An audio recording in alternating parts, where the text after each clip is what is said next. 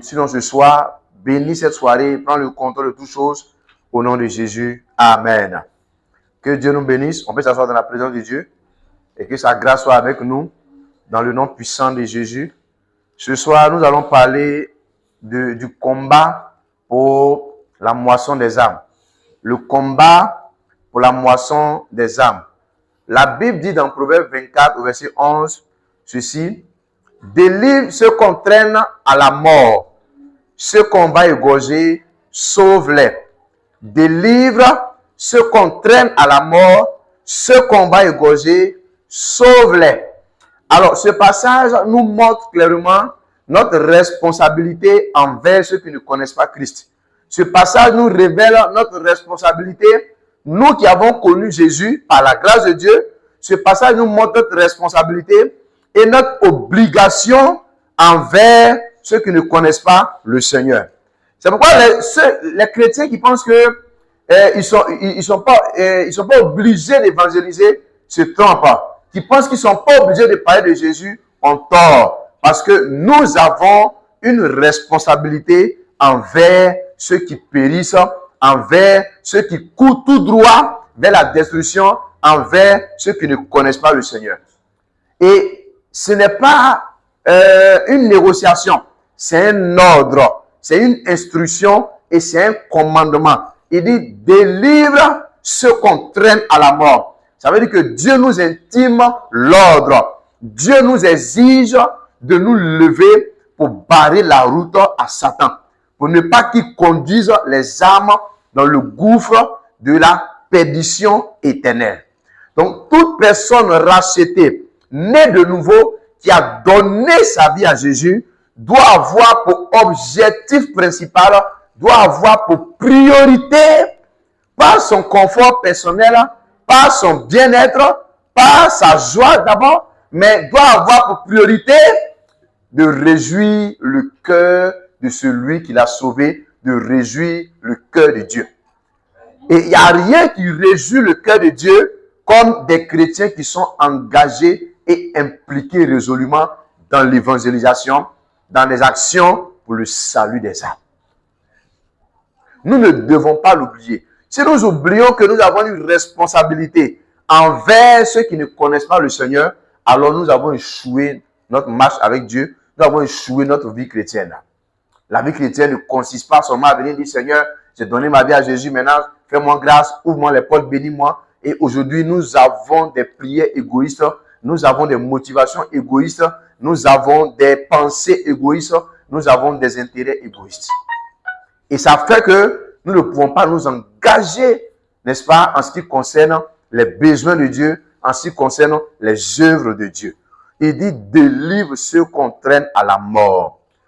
Quand vous ouvrez vos yeux aujourd'hui autour de vous, même pas loin, simplement en regardant autour de vous, vous voyez combien de fois le diable est en train de traîner beaucoup de personnes à la destruction. Combien de fois le diable est en train de conduire beaucoup d'âmes en enfer. Nous devons marquer une pause. Nous devons nous arrêter un moment et commencer à penser à ces âmes que le diable a liées, que le diable a encagées, que le diable a emprisonnées, et nous devons aller leur parler du Seigneur afin que la grâce de Dieu aussi intervienne pour leur salut. Délivre ceux qu'on traîne à la mort. Et c'est pourquoi je vais poursuivre, n'est-ce pas, dans le même élan que l'esprit d'hier, c'est-à-dire la prière. Mais comment cela peut être possible? Cela sera possible quand nous allons nous impliquer et nous engager résolument dans la prière et dans l'intercession. Nous allons lire Matthieu 18. Matthieu 18, versets 19 à 20. Matthieu chapitre 18, le verset 19 à 20. Oui? Je vous dis encore que si deux d'entre vous s'accordent sur la terre pour demander une chose quelconque, elle leur sera accordée par mon Père qui est dans les cieux. Si deux d'entre vous s'accordent sur la terre, elle leur sur la terre pour demander quelque chose, pour demander une chose quelconque, elle leur sera accordée par mon Père qui est dans les cieux. Verset 19. Verset 20 maintenant. Car là où 2 ou 3 sont assemblés en mon nom, je suis au milieu d'eux. Alléluia. On va revenir au verset 19.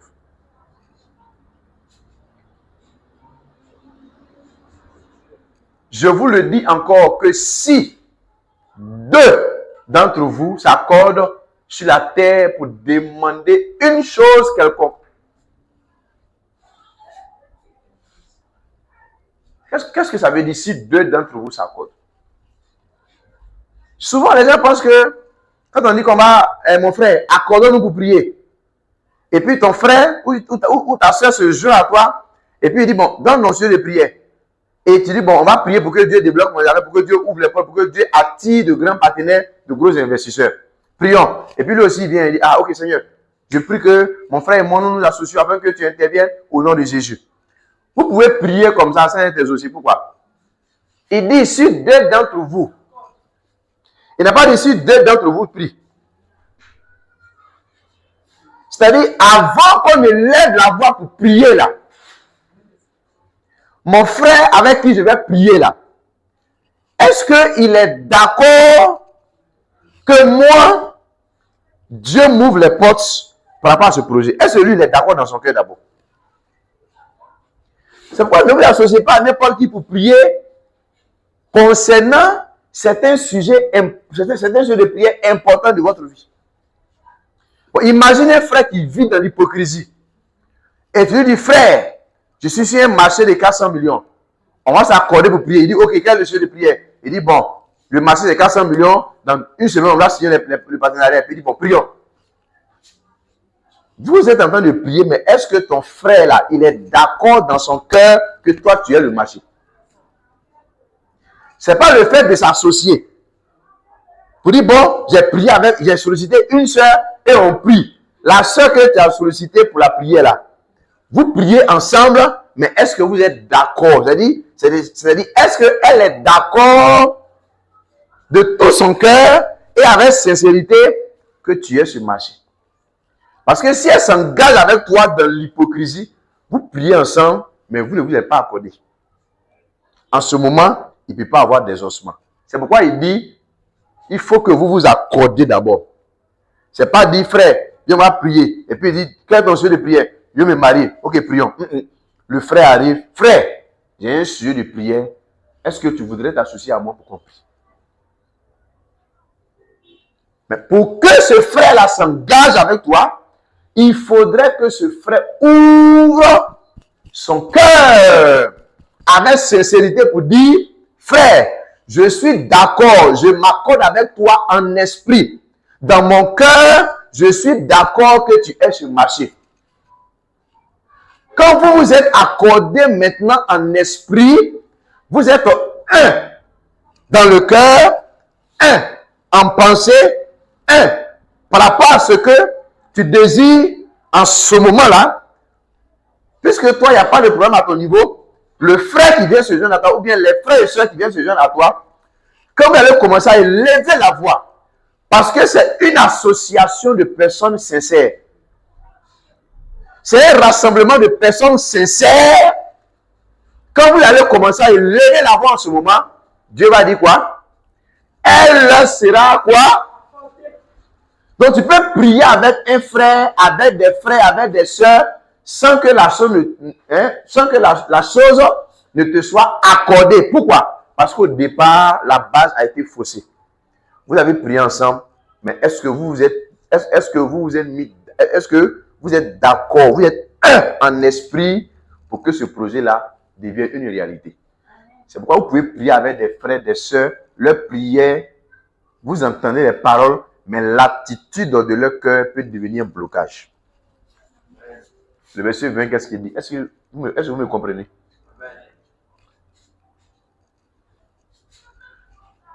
Car là où 2 ou 3 sont assemblés en mon nom, je suis au milieu d'eux. Normalement, si nous nous accordons selon le principe et la compréhension et la révélation spirituelle de la parole, il doit obligatoirement avoir exaucement.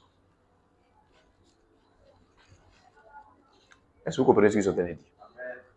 Donc, avant de t'associer à un frère pour dire, frère, j'ai un sujet de prière. Sœur, j'ai un sujet de prière qui me tient à cœur. Est-ce que ton sujet de prière la tient à cœur comme toi, ça te tient à cœur?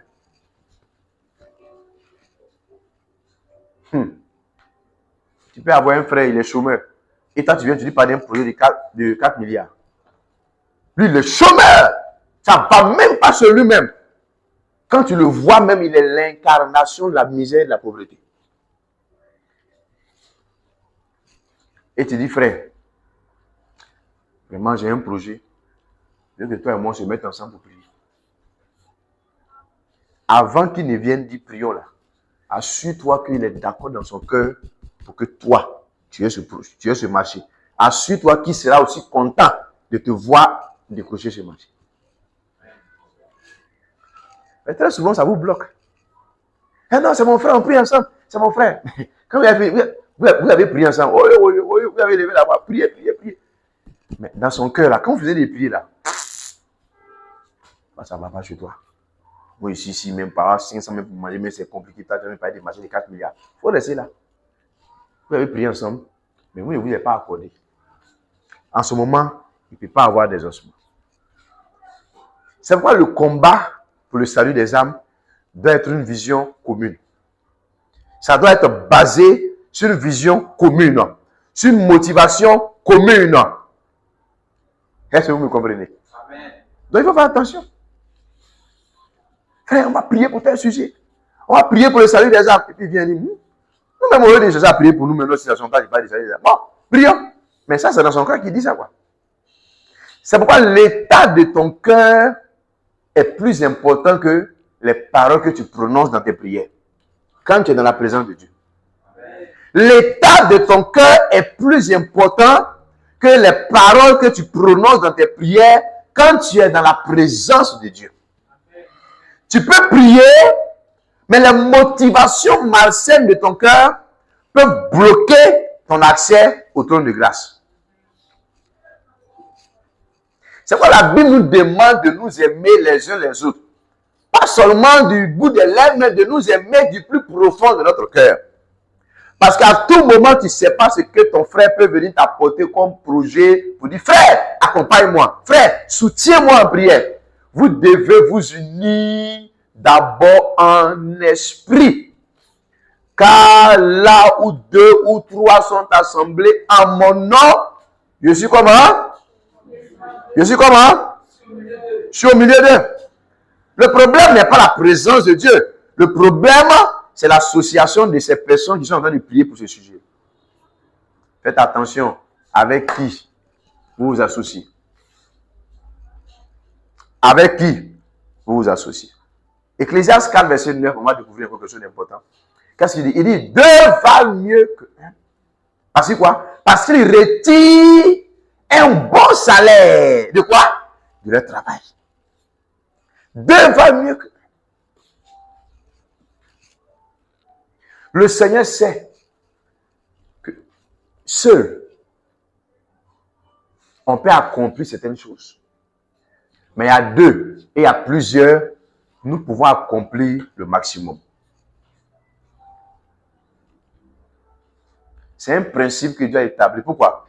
Parce que Dieu est un Dieu qui a l'esprit du partage. Dieu n'est pas égoïste. Dieu est un Dieu qui a l'esprit du partage. Et ce que rien ne sait, parce que en t'associant à ton frère ou à ta soeur pour prier pour tes sujets de prière, les ossements au sujet de prière, sinon à son sujet de prière, devient la solution à ton problème. Si toi tu as des problèmes, tu dors dans le salon des gens, des parents, tu les embrouilles, tu les énerves même, tellement tu as trop de au salon. Et tu as un frère, tu dis, bon frère, on a un projet de 4 milliards, on va prier. Vous vous associez ensemble. Si réellement ce frère est sincère, que toi aussi, vous avez prié ensemble, que la situation s'est décantée, le frère là ne peut pas t'oublier. 2 valent mieux qu'un parce qu'il retient bon salaire de leur travail. 2 valent mieux qu'un. C'est pourquoi à un moment donné, vous aurez besoin de vous associer. Mais en même temps aussi, faites attention à la nature des associations. Le combat pour le salut des âmes n'est pas l'affaire d'un seul chrétien. Ça doit être l'affaire de tous les chrétiens, de tous les enfants de Dieu. Regardez aujourd'hui ce qui se passe en Algérie. En son temps, si on demandait à tous les chrétiens de s'unir pour prier, d'autres vont dire quoi? Moi, j'appartiens à la meilleure communauté. J'appartiens à la meilleure église. Moi, je prie avec le meilleur pasteur. Je prie avec le meilleur temps. Mais aujourd'hui, là, est-ce qu'il y a la meilleure église, il y a le meilleur pasteur? Toutes les églises sont fermées. C'est pourquoi le réveil spirituel n'est pas l'affaire d'un seul chrétien, n'est pas l'affaire d'un seul pasteur. Ça doit être l'affaire de tous les chrétiens nés de nouveau, remplis du Saint-Esprit. Il dit, ceux qu'on traîne à la mort, là, délivrez-les. C'est pourquoi je vous ai dit ici, partout où vous êtes, partout où vous serez, tirez profit des contacts que vous avez pour annoncer l'évangile. Dieu ne vous met pas en contact avec des hommes par hasard. Parce qu'avec Dieu, le hasard n'existe pas. Soyez dans une dynamique d'un homme d'affaires qui est un entrepreneur pour Dieu. Soyez des entrepreneurs pour Dieu. Soyez des entrepreneurs pour le royaume. Soyez des investisseurs engagés pour le royaume. Tu vas donner ton argent pour financer l'œuvre de Dieu, soutenir les campagnes d'évangélisation. Ce n'est pas suffisant. Le peu de temps que tu peux avoir, tu peux parler de Jésus. Alléluia. Amen. Tu peux parler de Jésus. Il dit 2 valent mieux que. Quand on s'associe dans les prières, ensemble, et que nous prions, le ciel est engagé, le ciel est en mouvement. Jacques, chapitre 5, on va lire ensemble le verset 16. Jacques, chapitre 5, le verset 16.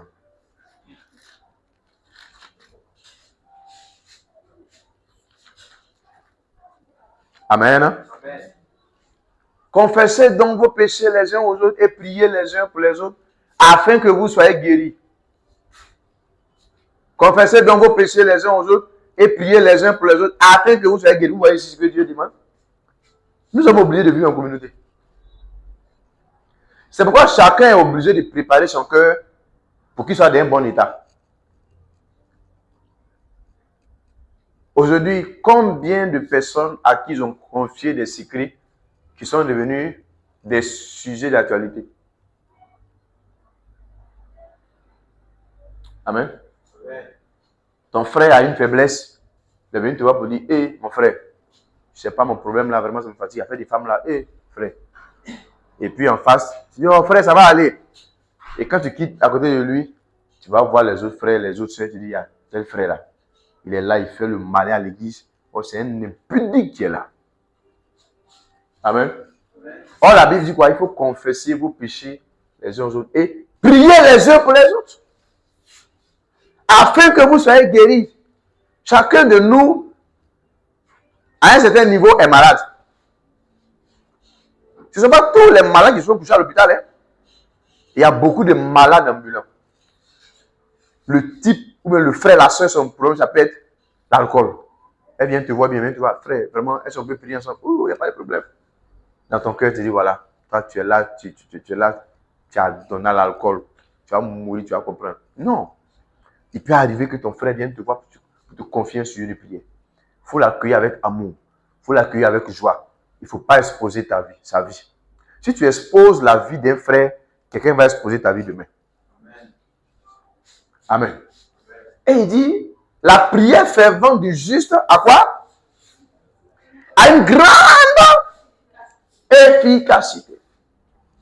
Ça, c'est la prière fervente du juste. Et la prière fervente des justes. Qu'est-ce que ça va faire? La prière fervente du juste a une grande efficacité. Et les prières ferventes des justes. Imaginez le boom céleste que ça va créer.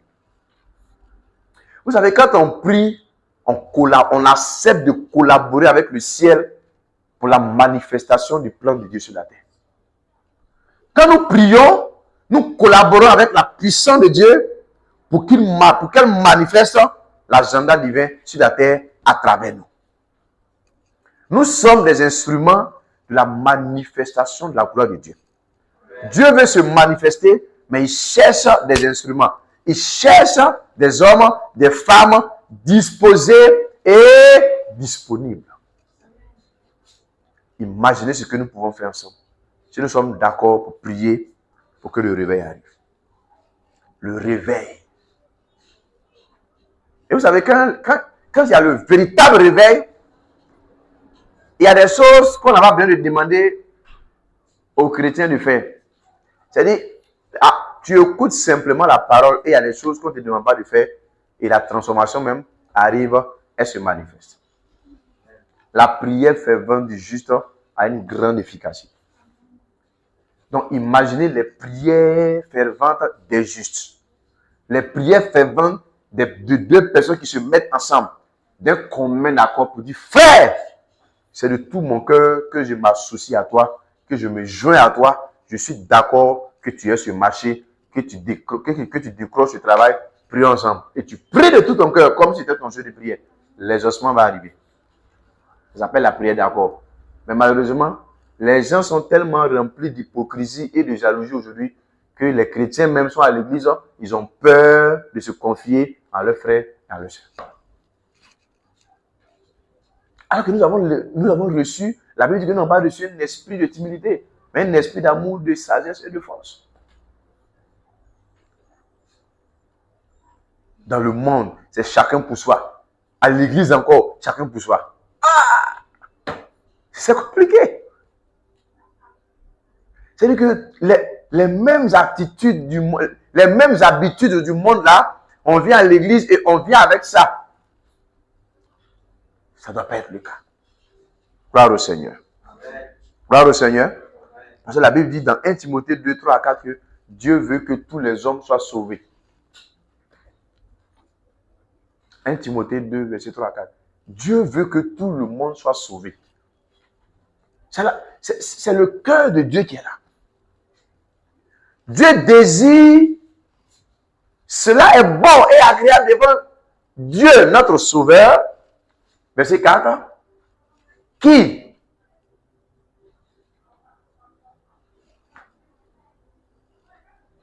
veut que tous les hommes soient sauvés et parviennent à la connaissance de la vérité. Voici ce que Dieu veut. Ça doit être notre vision. Amen. Amen. Amen. Amen. Écoutez, ne faites pas en sorte que Dieu soit obligé de lutter sa place dans votre vie. Dieu ne doit pas lutter sa place dans votre vie. Il a sa place. Amen. Amen. Dieu a sa place dans votre vie. Il doit aussi avoir sa place dans tous les aspects de votre vie. Gloire au Seigneur. Amen. Dieu veut que tous parviennent à la connaissance. C'est le cœur de Dieu qui est là. Le Seigneur veut que les gens le connaissent. Mais pourquoi aujourd'hui c'est difficile pour les gens de connaître Dieu? Pourquoi? C'est compliqué. Pourquoi? Parce que les forces d'oppression sont à l'œuvre. Le diable a aveuglé les gens à travers les raisonnements. Il y a tellement de raisonnements aujourd'hui. Regardez ce que la Bible dit dans 2 Corinthiens 10, verset 3 à 5. 2 Corinthiens chapitre 10, on va lire du verset 3 jusqu'au verset 5.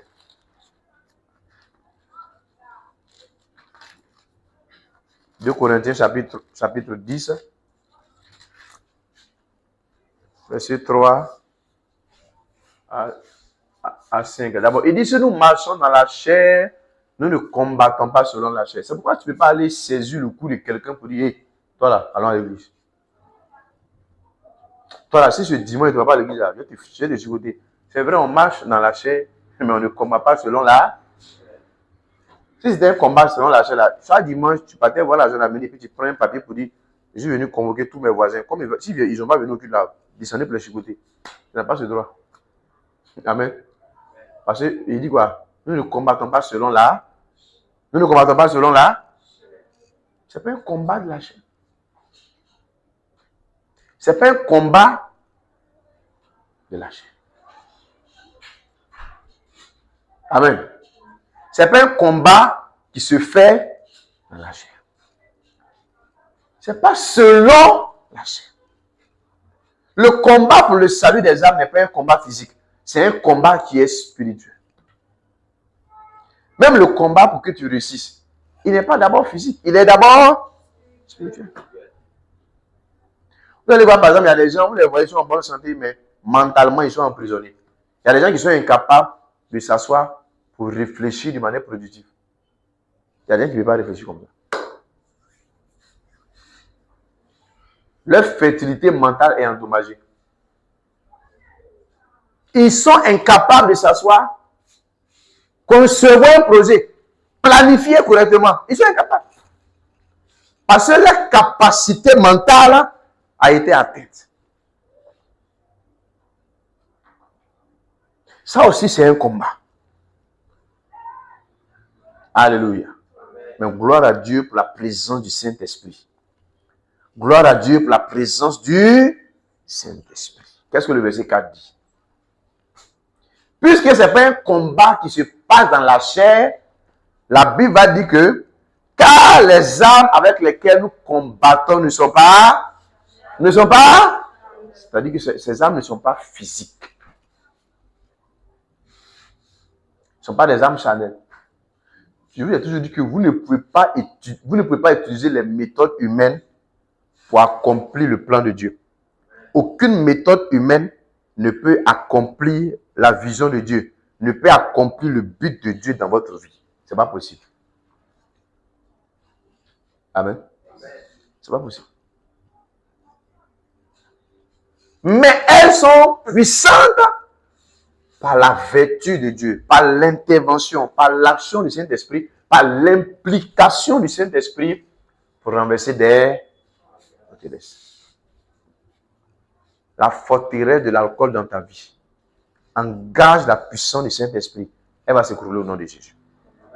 La forteresse de la fornication engage la puissance du Saint-Esprit. Elle va s'écrouler au nom de Jésus. Tu ne peux pas dire que je suis chrétien et puis toi, tu es étranger, à la vie du Saint-Esprit. Amen. Ce qui fait qu'on dit que tu es chrétien, c'est parce que tu as reçu le Saint-Esprit en toi. Le Saint-Esprit. C'est le gouverneur du ciel sur la terre. Le Saint-Esprit est la personnalité la plus importante du monde. Lui seul, il est plus intelligent que tous les scientifiques rassemblés. Il est au-dessus de toutes les méthodes humaines. C'est pourquoi les hommes essaient des méthodes, ils essaient d'améliorer le monde. Chaque fois, il y a quoi? Il y a échec. Il y a échec. Il y a échec. Alléluia. Regardez, les hommes ne peuvent rien contre le changement climatique. Et ils ne pourront rien. Amen. Parce que celui qui a créé son monde, on l'a soulevé et on dit quitte notre système. On l'a mis de côté. Et nous-mêmes on dit bon, voici notre système. Il t'a créé, il t'a manifesté. Maintenant tu marches, tu fais comme si c'est toi qui es venu dans le monde. Et que tu es venu par tes propres forces. Alléluia. Amen. Dieu n'existe pas. Vous savez, c'est parce que la miséricorde de Dieu est encore présente sur la terre qu'il y a plein de personnes qui sont encore mortes. Si on dit que Dieu n'existe pas, tu es en train d'insulter ta source. Tu proviens d'une source. Ta source est divine. Elle est céleste. Elle est spirituelle. Ta source, c'est Dieu. Donc, dire que Dieu n'existe pas, tu es en train de dire, je suis sorti de nulle part. Alors que tu ne viens de nulle part. Tu viens de quelque part. Amen. Amen. Tu ne viens pas de nulle part. Tu viens de quelque part. Et Dieu est la source de tout homme. Ces âmes-là ne sont pas charnelles, mais elles sont puissantes. Nous devons impliquer le Saint-Esprit résolument dans nos intercessions pour le salut des âmes. Amen. Un chrétien qui n'implique pas le Saint-Esprit dans un domaine quelconque de sa vie seras frustré dans ce domaine. S'il y a un domaine de ta vie dans lequel le Saint-Esprit est absent, tu vas connaître la honte et l'échec dans ce domaine. Tu vas lutter avec toutes tes forces, il n'y aura pas de résultat. Parce que tu as écarté le Saint-Esprit. Il n'y a pas une situation qui échappe au contrôle du Saint-Esprit. Et personne ne maîtrise les situations mieux que le Saint-Esprit. Même toi. Ce que tu es en train de vivre aujourd'hui, là, si tu peux être humble pour aller devant le Saint-Esprit, pour dire, Saint-Esprit, j'ai essayé toutes mes méthodes, ça n'a pas fonctionné. Je me suis battu, j'ai fait mes plans, j'ai tracé, j'ai pris un cahier de 500 pages, j'ai écrit tous les rêves de ma vie. Mais malgré ça, je suis frustré. Alléluia. Amen. Un secret qui va te donner ne va même pas remplir deux lignes. Et ça va te faire sortir d'une vie entière de lutte. Toute information céleste, une seule information que tu vas capter du Saint-Esprit va mettre fin à une vie entière de lutte. Amen. Passons, on l'a mis de côté. Même quand on veut prendre des décisions basées sur la chair. C'est pourquoi on souffre aujourd'hui. Saint-Esprit, non pas ma volonté, ta volonté. Non pas ma volonté, ta volonté.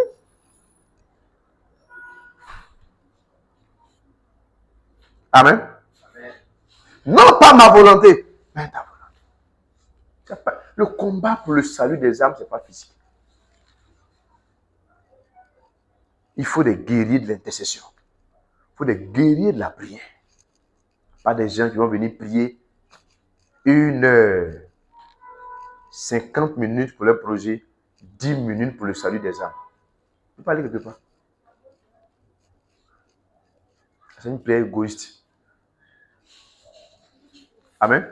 Amen. Ça veut dire que ton intérêt pour le royaume est insignifiant. Ton intérêt de voir le royaume des cieux progresser est insignifiant. Et c'est pourquoi depuis ton entreprise, tu es en train de lutter. Il faut dire au Seigneur, je vais m'engager pour intercéder pour le salut des âmes. Fais l'expérience. Je te donne 1 mois de défi. Dis au Seigneur, je vais prier 3 heures par jour. Dans les 3 heures de temps là, je vais prier 2h30. Je vais intercéder pour le salut des âmes. Je vais intercéder pour que les âmes soient arrachées des mains de Satan pour ton royaume. Et je vais prier 30 minutes pour mes projets. Je te donne 1 mois. Fais cette expérience sur une base régulière. Si tu n'as pas rendu témoignage, c'est que Dieu est infidèle.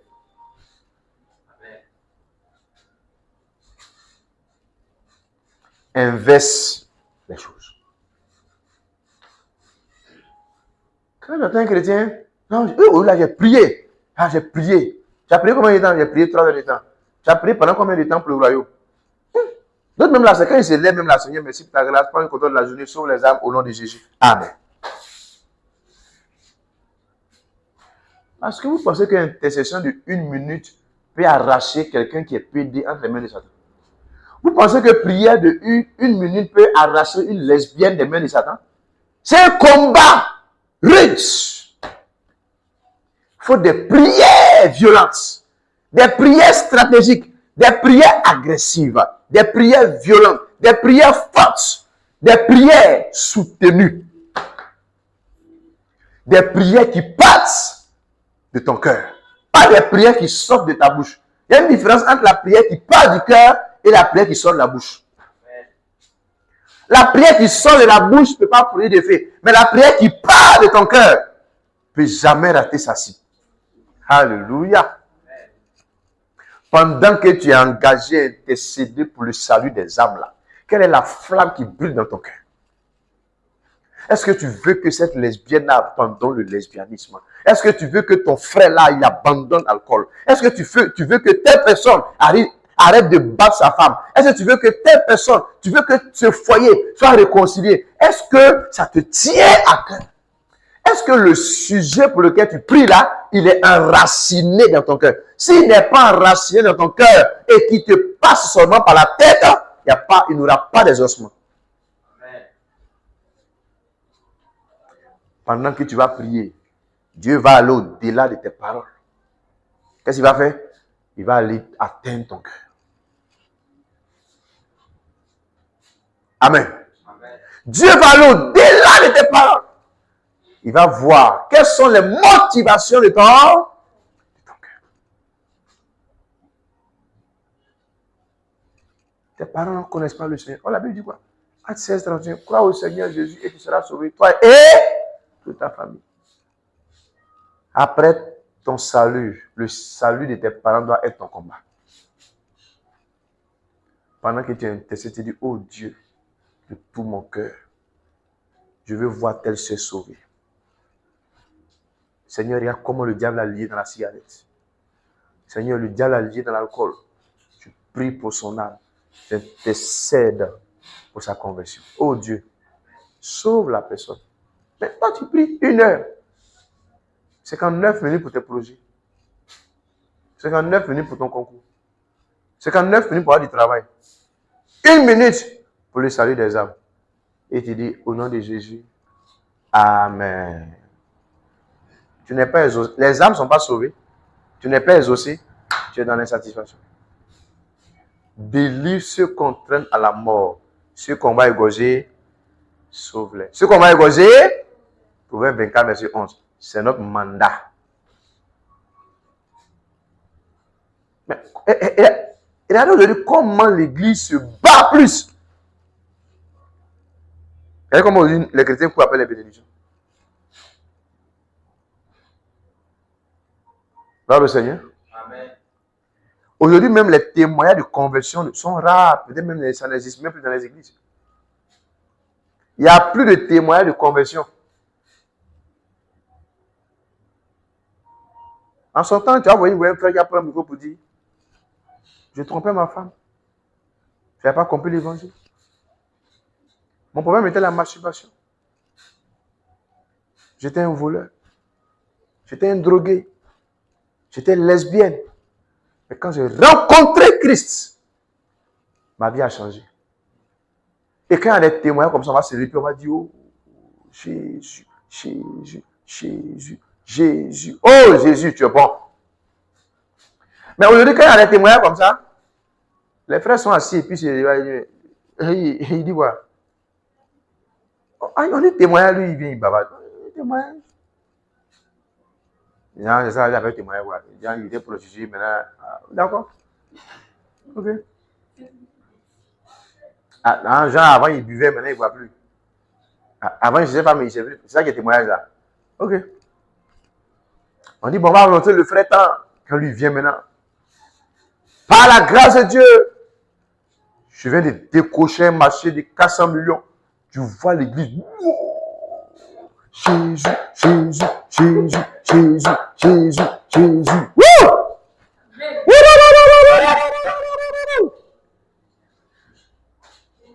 Puis maintenant, ils sont habillés, c'est tout. Il dit, hey! On a fait témoignage. Est-ce que les autres sont venus raconter la quoi? On dit vrai témoignage. Quand tu es là, tu dis non, avant tu buvais, tu ne bois plus, maintenant tu t'as libéré des poissons. Ça, c'est ton affaire. Voilà, témoignage, le gars te dit qu'il a eu marché de 400 millions. Est-ce que tu entends bien 400 millions même? Toi, tu as venu nous embrouiller pour dire que tu ne bois plus. On fait quoi ça? On a plus les témoignages comme ça. Ça veut dire que maintenant, même là, ça veut dire que les gens auront du rang sur les témoignages. Mais quand quelqu'un vient et dit, j'ai eu un marché de temps. Oh! Tu vas voir, groupe musical, donnez un chant, donnez un chant. Ouf! Amen. Amen. Alors que de ces deux témoignages, ce qui réjouit plus le cœur de Dieu, c'est le témoignage du frère qui a dit, j'étais alcoolique, j'étais lesbienne, la soeur qui dit j'étais lesbienne, mais j'étais pédé, j'étais ceci, j'étais cela. Mais Jésus m'a libéré par l'évangile. Ce témoignage-là a réjoui le ciel. Alléluia. Amen. Ce témoignage-là, c'est vrai. Dieu est content. Dieu agit, c'est vrai. Mais en matière de teneur, de poids spirituel, l'autre a plus de poids que ce témoignage. Et nos intercessions doivent faire revenir ce genre de transformation. Il faut des témoignages où les lesbiennes viennent témoigner. Il faut des témoignages où les homosexuels viennent témoigner. Où les alcooliques viennent témoigner. Où les voleurs viennent témoigner. Où les braqueurs viennent témoigner pour dire « J'étais comme ça. J'étais comme ça. Mais maintenant, en Christ, ma vie a changé. » Les intercessions vont rendre ça possible au nom de Jésus. C'est pourquoi également nous devons commencer à revoir nos motivations. Nous devons commencer à revoir nos motivations. Nos motivations d'aujourd'hui sont trop charnelles. Amen. Les armes avec lesquelles nous combattons ne sont pas charnelles. Alors, le verset combien? Verset 4. Mais elles sont comment? Puissantes par l'intervention du Saint-Esprit, par la vertu de Dieu. Pour faire quoi? Pour renverser les forteresses. Wow. Les forteresses de raisonnement que le diable a érigées dans les pensées, dans les esprits. Pour dire aux gens, quand tu vas à l'église, les pasteurs vont bouffer ton argent. Si tu vas à l'église, les pasteurs vont manger ton argent. Ils vont te tromper, ils vont faire telle chose. Forteresse. Les compréhensions erronées. Alléluia. Amen. Renverser des forteresses. Il y a des forteresses maléfiques, des forteresses diaboliques. Et aujourd'hui, l'une des forteresses que le diable est en train d'ériger dans l'église, c'est de laisser entrer le monde dans l'église. Les gens veulent venir à l'église aujourd'hui, ils ne veulent pas qu'on les éduque. Alors que le rôle d'un pasteur, c'est l'éducation spirituelle et chrétienne des membres de l'église. Un pasteur a la responsabilité d'éduquer le peuple de Dieu avec les valeurs du royaume, les valeurs du ciel, les valeurs de Dieu. Pourquoi il a dit dans Isaïe 55 que mes pensées ne sont pas vos pensées. C'est-à-dire que quand toi tu quittes dans le monde pour venir à Christ là, tu as ta vision de la vie. Verset 8 à 9, verset 8, 9, 10, 11. Isaïe 55. Tu as ta vision de la vie. Tu as ta vision sur le mariage. Tu as ta vision sur l'entrepreneuriat. C'est-à-dire que tu as ta vision de la vie. Mais qui n'a rien à voir avec la vision de Dieu, n'est-ce pas? Car mes pensées ne sont pas vos pensées. Et vos voix ne sont pas mes. Tu ne peux pas venir imposer quelque chose à Dieu. Parce que toi, tes pensées là, ne sont pas lui tes pensées. Et regarde combien de fois tes pensées t'ont fait du mal. Hein? Regarde combien de fois tes voix t'ont égaré. Verset 9.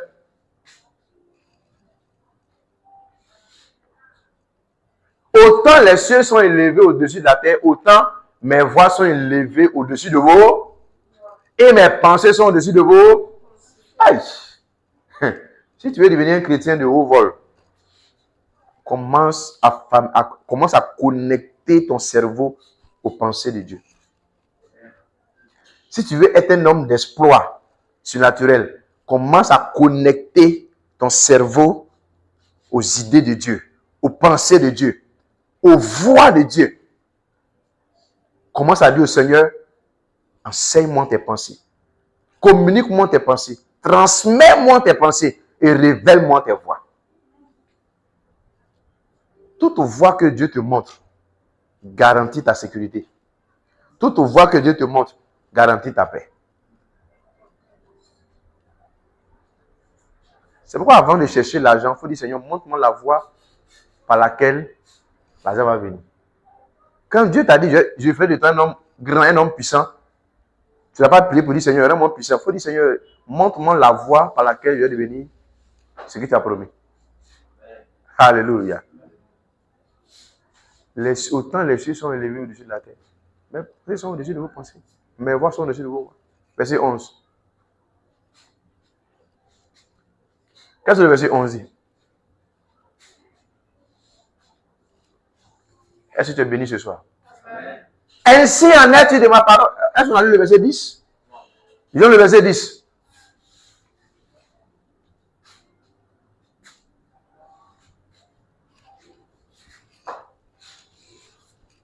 Comme la pluie et la neige descendent des cieux, et il ne retourne pas sans avoir arrosé, fécondé la terre et faire germer les plants, sans avoir donné de la semence au semeur et du pain à celui qui mange.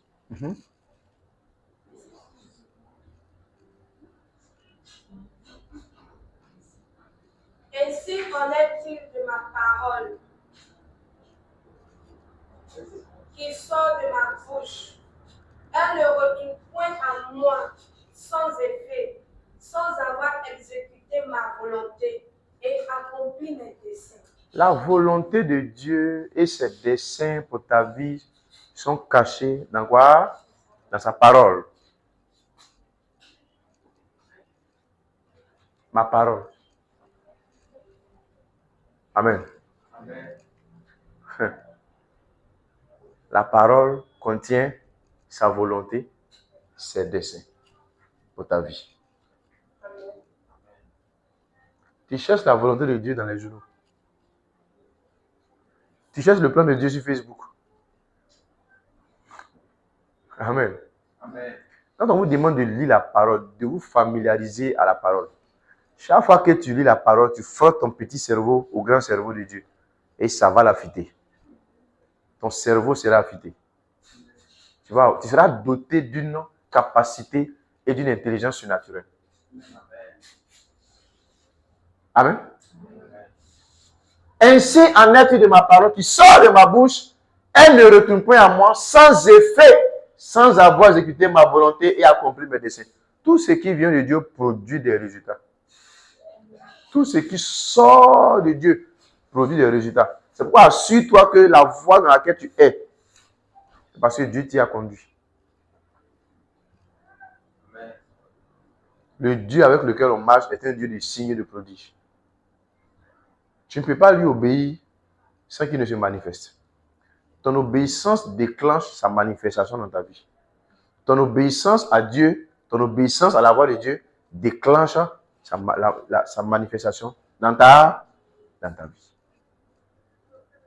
Arrêtez les luttes inutiles. Amen. Amen. On retourne dans 2 Corinthiens 10 et on va lire le verset 5, 6. Voilà. Verset 5. On y va. Est-ce que tu es béni ce soir? Nous renversons les raisonnements et toute hauteur qui s'élève contre la connaissance de Dieu et nous amenons toute pensée captive à l'obéissance de Dieu. Il y a des raisonnements qui s'élèvent contre il y a des raisonnements et des hauteurs qui s'élèvent contre la connaissance de Dieu. Il y a des raisonnements qui empêchent les gens de connaître Dieu. Alléluia. Il y a des choses qui empêchent les gens de connaître Dieu. Est-ce que tu sais que l'argent peut t'empêcher de connaître Dieu? Je n'ai pas dit que si tu as l'argent, tu seras égaré. Mais souvent, tellement tu veux avoir l'argent, tu oublies qu'il faut d'abord connaître Dieu. Amen. Amen. Et souvent, il y a des gens qui pensent que c'est parce que le fait que tu manques d'argent, ça veut dire que Dieu n'est pas dans ta vie. Non. Et on lie notre identité en Christ au fait qu'on doit avoir l'argent, qu'on doit être riche. Amen? Amen. Non. Tu ne dois pas regarder ton frère et lui dire, comme tu marches encore, ça veut dire que Dieu n'est pas en toi. Comme tu as encore des difficultés dans ta vie, ça veut dire que tu n'as pas encore connu Christ. Non. Notre valeur dans la rédemption n'est pas liée à l'argent. Notre valeur dans la rédemption est liée à notre attachement à Jésus. Aux yeux des hommes, c'est l'argent qui te donne la valeur. Aux yeux de Dieu, c'est ta nouvelle identité en Christ qui te donne la valeur. C'est pourquoi même quand tu penses que Dieu n'a pas encore fait quelque chose dans ta vie, célèbre la valeur que tu es devenu en Christ. Il faut rendre grâce à Dieu pour cette valeur. Il y a des raisonnements. Aujourd'hui, les gens raisonnent. Quand tu leur parles de Jésus, tourne ici, mets là-bas. L'intercession va faire écrouler ces raisonnements au nom de Jésus. Alléluia. Et qui se lève contre la connaissance de Dieu et nous emmenons toute pensée captive à l'obéissance de Christ. Est-ce que vous me comprenez ce soir? On va afficher le verset 5. Juste en bas de l'écran.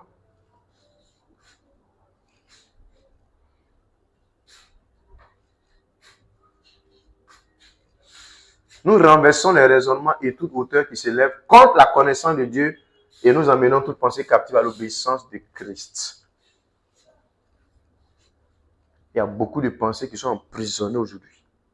Il y a beaucoup de personnes que Satan a emprisonnées dans les faux raisonnements. Si toi-même tu dis que tu es chrétien là, pourquoi tu n'as pas l'argent? Tu dis que tu es chrétien là, pourquoi tu n'as pas encore une voiture? Toi tu dis que tu es chrétien et puis tu continues de marcher. Ah, c'est un faux raisonnement. Alléluia. Amen. Et ça peut t'intimider et ça peut infecter et affecter ta foi. Ne pas avoir de voiture ou avoir une voiture ne sont pas des signes que Dieu est avec toi ou ne sont pas des signes que Dieu n'est pas avec toi. C'est pourquoi tu ne dois pas être intimidé parce que tu n'as pas. Sois intimidé, sois plus motivé parce que tu as. Je ne parle pas d'argent. C'est des choses qu'on va avoir. Les milliards, on aura en abondance. Mais ce ne sont pas des choses qui doivent t'impressionner. Ce qui doit plus t'émouvoir, c'est de savoir que la glorieuse présence du Saint-Esprit est en toi en permanence. C'est à l'idée de savoir que quand je me lève chaque matin, le Saint-Esprit est en moi. Il est avec moi. Que je me couche, que je m'endorme, le Saint-Esprit est avec moi. Il est en moi. C'est c'est la source de ma plus grande joie. C'est la chose la plus importante pour moi. Vous savez pourquoi vous avez besoin d'avoir une communion vraie et sincère avec Dieu? Parce que même l'argent que tu es en train de chercher, actuellement, il y en a qui prient pour dire, Seigneur, moi, donne-moi 5 millions et je ne te demande plus l'argent. Tu es un menteur. Quand tu vas avoir les 5 millions là, ça va ouvrir la voie à l'esprit de concurrence dans ton cœur. Si tu n'as pas réellement des racines solides en Christ. C'est là maintenant que tu te rends compte que la voiture dans laquelle tu roules là, pour l'autre là est plus chère. Et tu vas chercher à avoir l'argent pour avoir la voiture. Et en ce moment là, tu commences à perdre le but. Tu commences à perdre de vue le but pour lequel Dieu te donne ses richesses. Au lieu de contribuer à la promotion et au progrès de l'évangile, tu commences à entrer maintenant dans quoi? Dans la dynamique de la concurrence. Et en ce moment-là, tu vas commencer à tomber.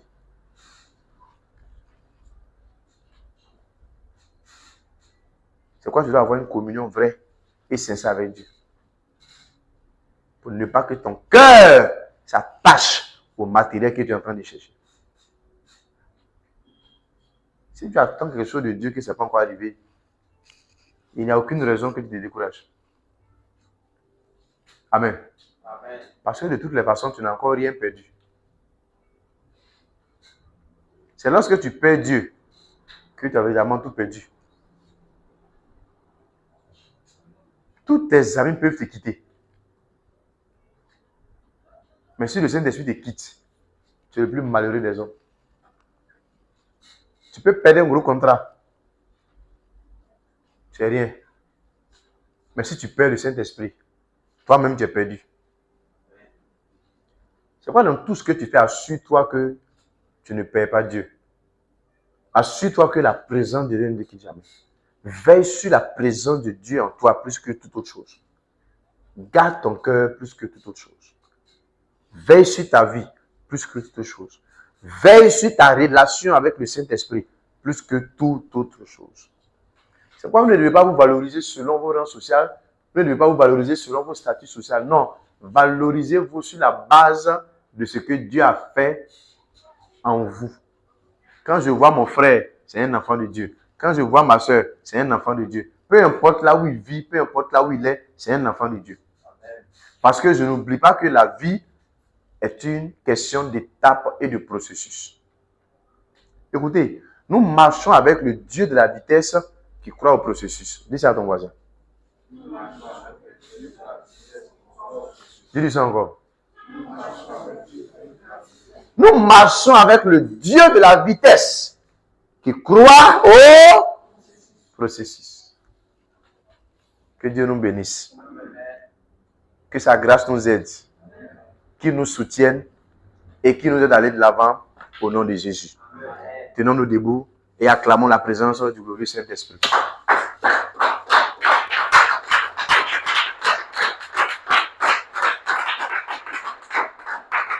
Tu vas rendre grâce à Dieu et lui dire merci pour sa parole au nom de Jésus. Prions ensemble le Seigneur. Seigneur, nous te disons merci, nous te célébrons, nous te magnifions pour tout ce que tu fais, que la gloire, l'honneur et l'élévation te reviennent au nom puissant de Jésus. Merci Papa pour tous tes bienfaits, merci pour tout ce que tu fais. Reçois la gloire, l'honneur et l'élévation. Nous te disons merci pour ta parole, merci Seigneur, merci glorieux Saint-Esprit, merci pour tout ce que tu fais, merci pour ce que tu fais, merci de nous avoir instruits au nom de Jésus. Tu vas dire au Seigneur, donne-moi de faire du salut des âmes ma priorité dans mes intercessions et mes prières au nom de Jésus. Seigneur, donne-moi de faire du salut des âmes ma priorité dans mes intercessions et mes prières au nom de Jésus. Que le salut des âmes soit ma priorité dans mes intercessions et mes prières au nom de Jésus.